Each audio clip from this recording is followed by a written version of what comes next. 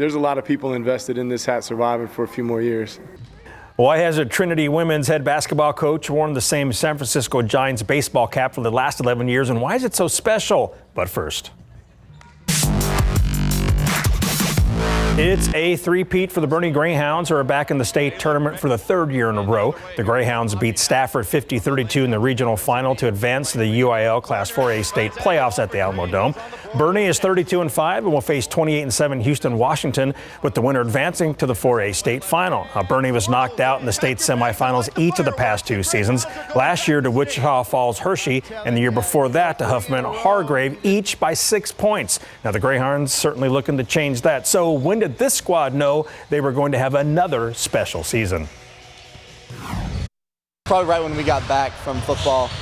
We have really good chemistry on and off the court, and so it was really easy for us to get back into it as soon as we started playing again. That Christmas tournament at home, football kind of got, I think it was our fourth or fifth game back. Everything kind of started to click. We were winning games by a lot more than we were beforehand. So I think when that kind of started to happen, we kind of picked up and said, all right, just time to get back to where we were. Boerne and Houston, Washington will square off Friday, 3 p.m. at the Dome in the Class 4A state semifinals.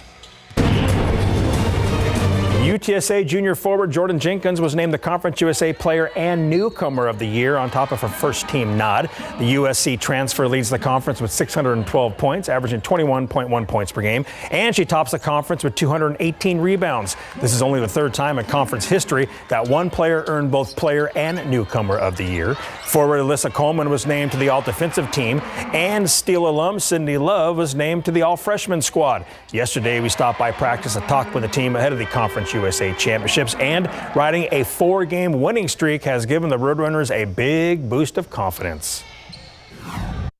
No, I want them to believe. Absolutely. I mean, I think we've played well enough to believe. Now we got to go out and do it, and we understand that, but I think we've played well enough. This isn't a fluke as far as how well we're playing, and I think they need to believe that. We're aiming for 4 in a row again. Clearly it's possible, and I like our standing in the bracket right now, and we just got to take it one game at a time. UTSA flew up to Frisco this morning, where they'll face Florida Atlantic 2 p.m. tomorrow in the first round. The Trinity Tigers advanced to the third round of the NCAA Division III postseason for the second consecutive season.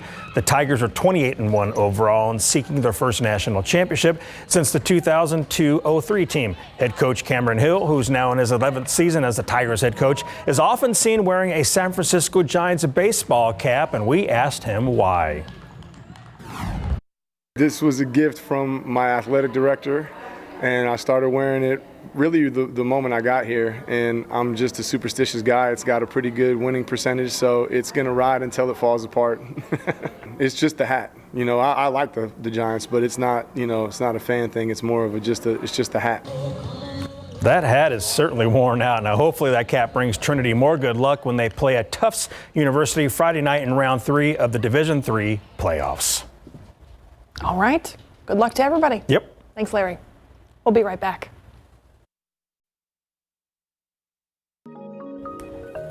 Time now for today's KSAT Q&A, where we are joined by San Antonio Mayor Ron Nirenberg. Mayor, thank you so much for being here with us this evening, as on most Tuesdays.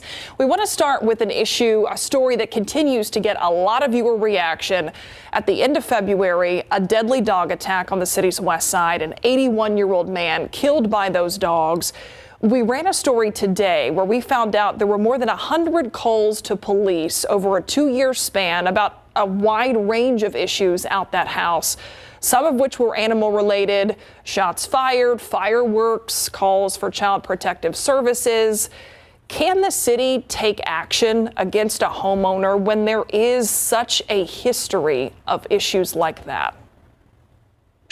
Those are the same questions I'm asking, Myra, and it is a increasingly disturbing story as we find out more details about what was happening in that house, the treatment of the animals, even the treatment of the children.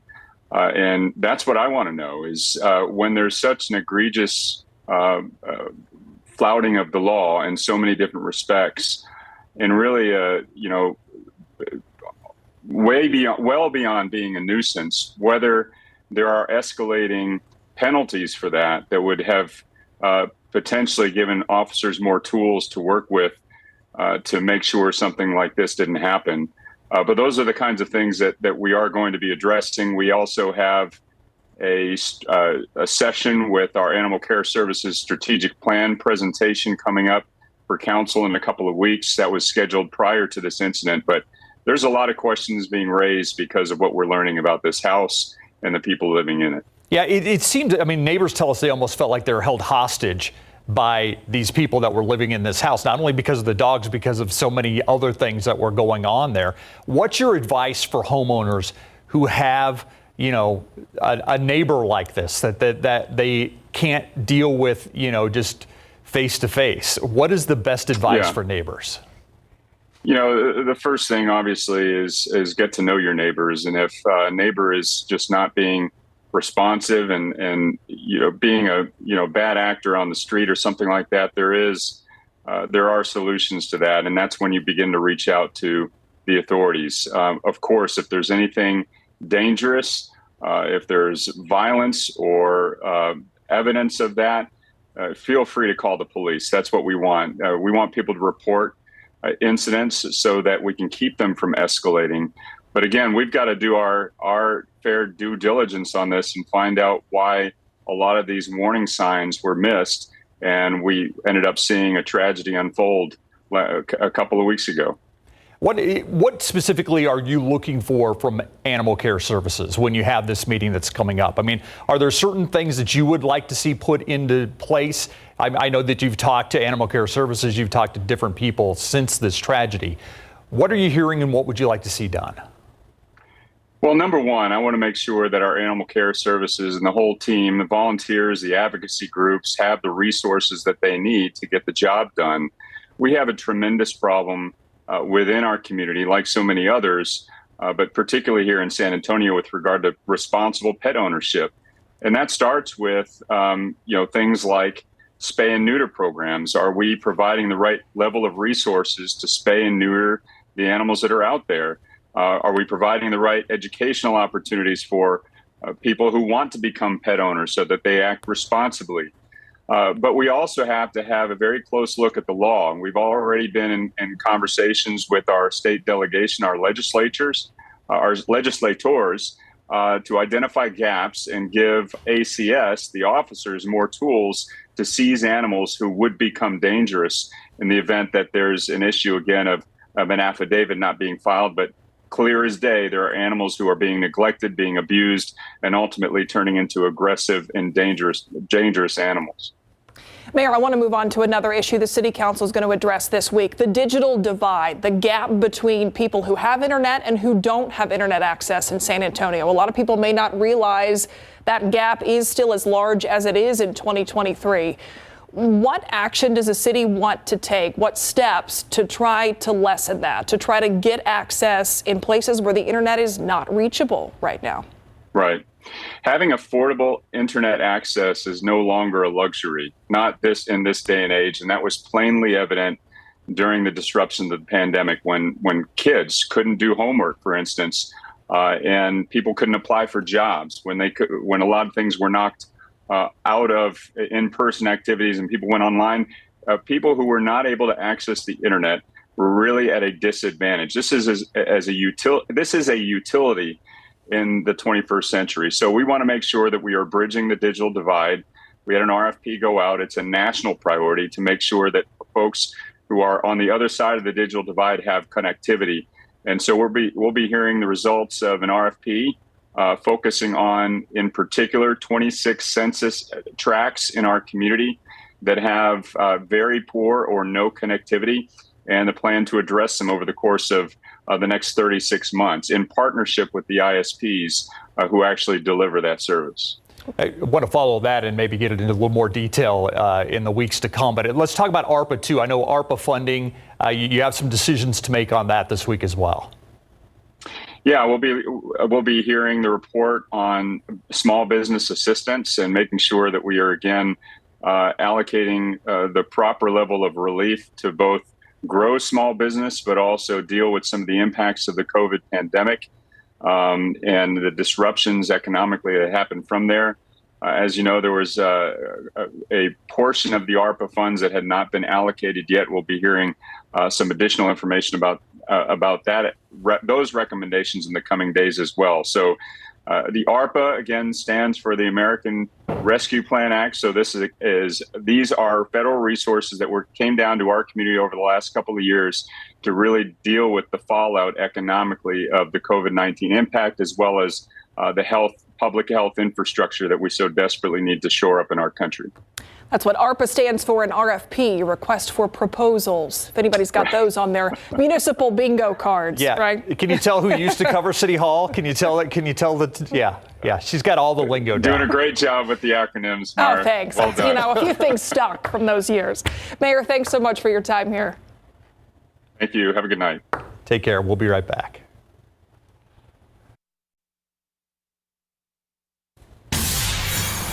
A local nonprofit is empowering kids through the power of music, specifically teaching them DJ skills over spring break. DJ Camp. DJ Camp. I like it. Our Tiffany Huertas shows us how the camp is giving students the space to express themselves and grow. If you're into rock, there's rock. If you're into jazz, there's jazz.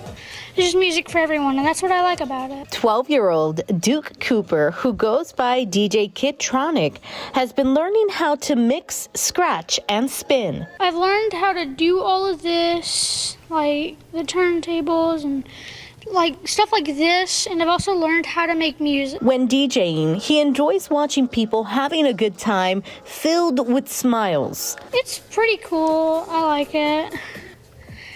Makes me feel special.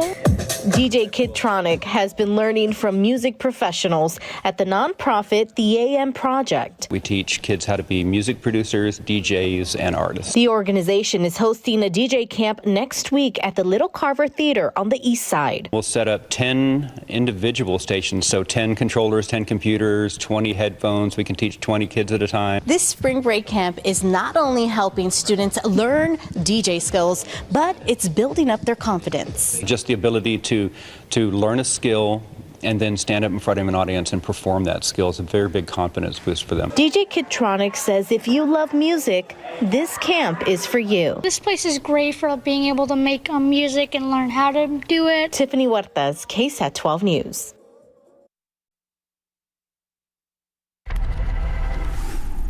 To the buzz, and in honor of Women's History Month and International Women's Day tomorrow, Mattel made these Barbies to honor the Wojcicki sisters, who the company calls STEM Trailblazers. Susan, a former YouTube CEO, the 16th employee to join Google in its earliest days. Anne is the CEO of the at-home DNA testing company 23andMe. And Janet, a professor of pediatrics and epidemiology at the University of California in San Francisco. A lot of brain power in that family. Now, sadly, these one-of-a-kind dolls, they're not for sale. They will be gifted to those sisters. All right, Hershey unveiling 2 new plant-based candy options. Vegan Reese's Peanut Butter Cups and a chocolate Hershey bar with almonds and sea salt. Both products will be made with oats instead of dairy, and they're designed to taste like chocolate. The Reese's Cups will be available nationally this month. The Hershey bar, that's coming in April. Yeah, so the chocolate's plant-based. The chocolate is plant-based. Yeah, okay. Hershey is just the latest company to offer vegan chocolate. Nestle unveiled its vegan Kit Kat V in 2021. Does it taste the same? That's the big question. Yeah, it is a big question. Archaeologists have uncovered an ancient statue and shrine in Egypt during an excavation on the eastern bank of the Nile River. They found the artifacts carved in limestone. A sphinx-like statue was uncovered inside that shrine. Now, scientists believe it could represent the Roman Emperor Claudius, who ruled from the year 41 to 54. Excavations at that site are still ongoing, so we'll see what else they might find. Ah, Claudius. Whether it is morning. That Claudius. You a big Claudius fan? Yeah. That's so Claudius. A sphinx inside. All Sorry. right, moving on from Claude. Whether it's morning, noon, or night, open the box, pour it out, add the milk, do a little extra with some enthusiasm. Today is National Cereal Day, observed every March 7th. This one only comes once a year, Adam Caskey, apparently. Okay, Cereal traces its roots to the 1800s. The common morning meal, as we know it today, started when Kellogg, the brothers, first put cereal in a box and marketed on a large scale. What kind of cereal was it? Cornflakes. Fun fact, Battle Creek, Michigan, nicknamed the cereal capital of the world. That is where Kellogg's headquarters is. I've actually been there, but it was when I was pretty young. Oh, so all I remember is the free boxes of cereal you got. Favorite cereal? Everybody's got one. I'm kind of partial to Rice Krispies. Really? Boring. Come on. I mean, no Okay, what's offense. I'm yours? just saying. I know. What's yours? Cereal is another term for dessert, in my opinion. And Cinnamon Toast Crunch. All right. Yes. Okay. I'm with you. Cinnamon Toast Crunch. Have you had O's? Oh, yeah. Oh, is that something like a Safeway or something? Yeah, those are good. I thought maybe it was something weather-based would be yours, like, thermometer crunchies or something like that. Now we're talking. H-E-B, let's talk. Those are the Let's ones talk that sold on the H-E-B. lower levels in like the huge bags. Yeah, The bags? With Yeah. thermometer Huge bags. crunchies. Generic. Ooh, the marshmallows could be Oh, that would be good. Something, right? Maybe some thunderstorm clouds in there. Ooh. Anyway, okay, let's talk about our high temperature trend. Now you got the gears turning. Mid-80s the next couple of days, then the temperature, drops a little bit in that thermometer. By Friday, we're at 74 degrees. So a little bit of a yo-yo action in our temperatures just within the next several days. Something to prepare for. We're not looking at any frigid cold temperatures, though. Just some ups and some downs. And we'll even have another up on Sunday into the 80s to fall down again next week, Monday and Tuesday, into the low 70s. Look at the readings now. We still have some 90s. Laredo at 92. Del Rio, though, 87. Get up to Abilene, 76. Lubbock at 64. Amarillo, 43. There you go. There's a cold front there that's pushing southward, and it's not pushing southward very quickly, just slowly, and it's really just going to drift around North Texas for a few days. But with some southwesterly flow aloft, some energy in that flow, and this boundary, providing clouds and some intermittent showers and storms in parts of North Texas over the coming days. Here's our future cast. Notice 10 o'clock, more activity developing. We get into tomorrow and then even Thursday.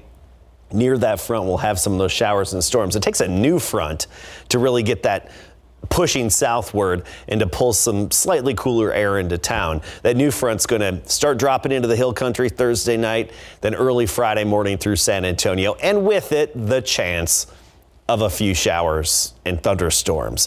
We're not overly optimistic in terms of coverage across our area, but some showers and storms should develop and give some neighborhoods a quick little soaker. So cross your fingers. But you look at the overall pattern, and the general trend is going to be more of the same. Plenty of activity across the nation here, across the lower 48, just not here in our neck of the woods. The darker greens indicate the higher accumulations over the next 7 days, generally 2 inches or more. And it's parts of North Texas and other locations, just not really here. What stands out? California. More heavy precipitation and feet of snow in some of the higher elevations there. For us, good chunk of Texas dry, in South Texas, maybe just some hit or miss showers over the next 7 days. That's that 30% chance on Friday, and then a 20% chance as we get into Monday. Tomorrow morning, a little bit of dampness, but it doesn't count. It doesn't add up to anything. It's that nuisance dampness with the fog and drizzle. Will be in the mid 60s around San Antonio. And then by the noon hour, just low clouds, still gray at 76. By 4 o'clock, we make it up to 84 degrees, mixing in some sunshine. And areas that see that sun even earlier, those morning clouds break, you'll be warmer. So probably some 90s again closer to the Rio Grande, especially Crystal City, Carrizo Springs, and Cotulla area. But locally, 84 in San Antonio, 84 New Braunfels, Bernie, Bulverde, 81 in Hondo. Up to 86 for the high. Then for Thursday, pretty much the same. Friday, we drop down into the 70s. Saturday, still 70s. By Sunday, we spike only to fall again. There are those yo-yo temperatures that we've been talking about. And I just love the photos coming in on KSAT Connect. It's that time of year, the blue bonnets. Can't get enough of it. Yes, it is. Beautiful. Thank you, Adam. Well, it's something we could not have expected as an outcome from the COVID-19 pandemic. Premium pricing. Where we're seeing more of it and why, coming up.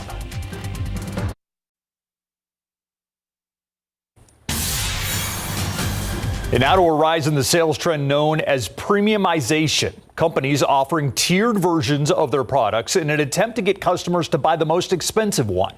Think like airplane seating pricing. You can see it in a wide range of products from foods like Krispy Kreme donuts. This year focusing on premium specialty donuts. AMC Theaters recently announcing they're going to be charging more for the best viewing locations in each of their theaters. We've really just seen it take off like wildfire in the wake of the pandemic. We're seeing a lot more companies segment their customers into these groups of higher paying, more profitable premium customers, and then everybody else. I don't like it.